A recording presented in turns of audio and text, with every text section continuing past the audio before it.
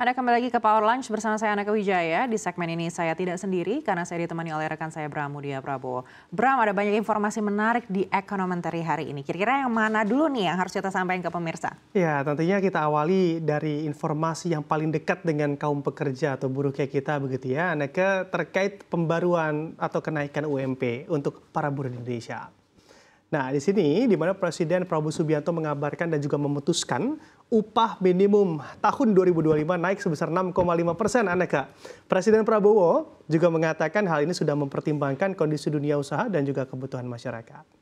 Sebelum memutuskan menaikkan UMP 2025, Menteri Ketenagakerjaan Yasir Limpo memberikan rekomendasinya hanya naik 6% saja. Namun Prabowo akhirnya memutuskan di angka 6,5%. Menurut Prabowo, UMP penting untuk meningkatkan daya beli pekerja, terutama pekerja lajang, sementara untuk upah sektoral masing-masing provinsi, kabupaten, dan kota akan ditentukan oleh Dewan Pengupahan Daerah.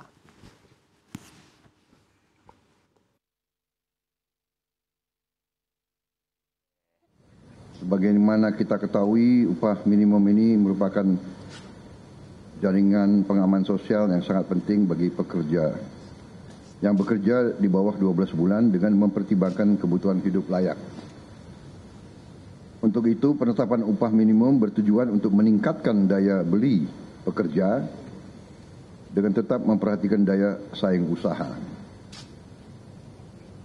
Menteri Tenaga Kerja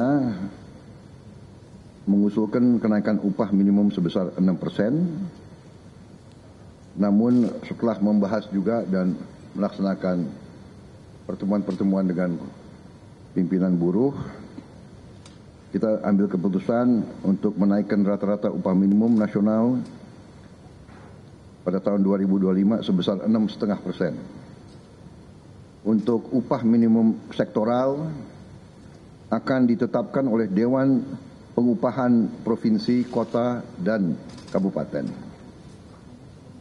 Ketentuan lebih rinci terkait upah minimum akan diatur oleh Peraturan Menteri Ketenagakerjaan. Presiden Prabowo Subianto juga mengatakan kesejahteraan buruh menjadi fokus yang akan diperjuangkan pemerintah. Maka itu kebijakan akan diarahkan menuju peningkatan kesejahteraan, salah satunya program makan bergizi gratis. Program-program kami termasuk makan bergizi untuk anak-anak dan ibu hamil juga kalau dihitung merupakan suatu tambahan kesejahteraan karena buruh tentunya punya keluarga dan punya anak. Kalau kita rinci program bergizi ini nanti rata-rata minimumnya atau rata-rata kita ingin memberi indeks per anak, per ibu hamil itu Rp10.000 per hari, kurang lebih. Kita ingin 15.000, tapi kondisi anggaran mungkin 10.000 kita hitung untuk daerah-daerah itu cukup bermutu dan bergizi. Wah, sebuah pembakar semangat di akhir tahun ya, Bram. Betul sekali, Anaka. Karena kalau kita lihat kenaikannya atau angka kenaikannya ini juga lebih tinggi begitu ya dibandingkan di tahun 2024 ini yang di angka 5%-an saja, Anaka. Baik, semoga para buruh bisa makin sejahtera, bisa makin berkualitas taraf hidupnya dari kenaikan UMP tahun 2025 ini, Bram. Ya, buruh itu termasuk kita berarti ya di sini ya. Dan kita harapkan juga begitu yang terpenting di mana sektor ini juga atau sektor industri lainnya juga harus sehat. Jangan sampai dengan kenaikan UMP ini justru ada beban tambahan bagi pelaku usaha atau industri di kinerja keuangan mereka karena adanya kenaikan UMP ini. Jangan sampai terjadi, Anaka. Baik, apalagi kalau nanti terjadi PHK lagi, wah ini kan juga efeknya seperti bola salju begitu ya, makin lama semakin besar. Apalagi pemerintah baru-baru ini juga telah membentuk Satgas anti PHK, yang mana dimungkinkan untuk memastikan tidak ada PHK yang dilakukan oleh perusahaan manapun dari adanya kebijakan UMP 2025 ini. Dan ini dia begitu ya sebetulnya yang ditunggu-tunggu dari banyaknya badai PHK di sektor industri lainnya di sejumlah sektor. Jadi memang perusahaan juga harusnya terbantu akan hal ini dari Satgas Anti PHK racikan pemerintah agar memang mendapat solusi yang mana pada akhirnya berujung perusahaan tidak sampai gulung tikar dan melakukan PHK karena tantangan di industri yang ada. Tapi Anneke, begitu ya, tidak hanya Satgas Anti PHK loh yang juga akan dibentuk oleh pemerintah, tapi ada juga kementerian baru yang tentunya juga akan dibentuk di nomenklatur baru kita. Wah, menarik sekali, Bram. Memang wacana Presiden Prabowo Subianto akan membentuk Kementerian Penerimaan Negara ini kembali santer beredar. Sinyal pembentukan nomenklatur baru itu dihembuskan oleh adik Prabowo Subianto, Hashim Joyo Hadikusumo. Dirinya mengatakan pembentukan kementerian baru ini dilakukan Prabowo sebagai upaya memperbaiki penerimaan negara. Hashim Joyo Hadikusumo mengatakan bahwa Anggito Abimanyu yang saat ini menjabat sebagai Wakil Menteri Keuangan akan diangkat menjadi Menteri Penerimaan Negara. Hal itu juga diucapkan dirinya saat menghadiri pengukuhan KAD Indonesia periode 2024 hingga 2029. Hashim mengungkapkan pemerintah akan memperbaiki sistem perpajakan dan sistem cukai seiring dengan banyaknya program yang dilakukan untuk menambal kebocoran. Hashim menambahkan dirinya optimistis Indonesia akan dilirik oleh asing untuk mendapatkan aliran dana investasi yang besar berkat program-program yang akan dilakukan oleh pemerintahan kepemimpinan Prabowo Subianto.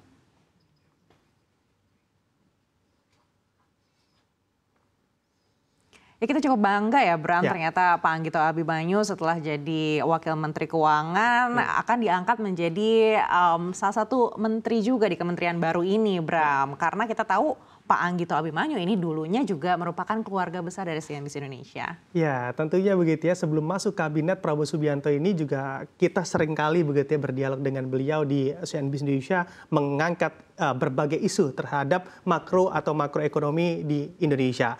Karena kalau lihat lagi begitu ya dengan hadirnya Pak Anggito ini di kementerian barunya, yakni nantinya Kementerian Penerimaan Negara ini, semoga penerimaan negara kita juga mampu berjalan dengan maksimal dan yang pasti mengurangi kebocoran dari kantong-kantong penerimaan negara kita, Anneke. Iya, dan pada intinya Bram kita doakan program-program yang telah direncanakan pemerintah dengan menggunakan APBN yang cukup besar itu bisa berjalan dengan efektif dan memberikan dampak yang positif bagi masyarakat Indonesia. Jangan sampai dengan adanya kementerian baru hanya akan menambah beban APBN saja, yang pasti harus menghasilkan rakyat menanti Dharma Baktimu, Pak Anggito. Iya, rakyat menanti Dharma Baktimu, Pak Anggito. Betul sekali, Anneke. Kita doakan bersama bagi Indonesia dan juga bagi Pak Anggito begitu ya untuk tugas yang baru di masa jabatan nanti, apalagi di tengah kondisi daya beli kelas menengah kita yang belum membaik, tercermin dari angka inflasi yang pagi tadi dirilis oleh BPS. Betul sekali, Bram. Badan Pusat Statistik mencatat indeks harga konsumen atau IHK mengalami inflasi pada November 2024. Inflasi kali ini mencapai 0,3% secara bulanan, naik dibandingkan 0,16% pada bulan Oktober 2024. Inflasi November menjadi yang tertinggi sejak Maret 2024.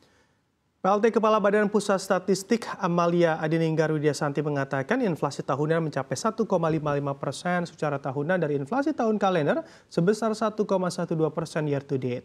Ini adalah inflasi dalam ketiga selama 2 bulan beruntun sejak September lalu. Inflasi ini juga dipicu oleh makanan minuman dan juga tembakau dengan inflasi 0,17% memberikan andil sebesar 0,22%. Sementara itu terdapat komoditas lain yang beri andil inflasi antara lain emas perhiasan dengan andil sebesar 0,04%, daging ayam ras dan minyak goreng 0,03%, bawang putih, ikan segar dan tarif angkutan udara serta kopi bubuk 0,01%.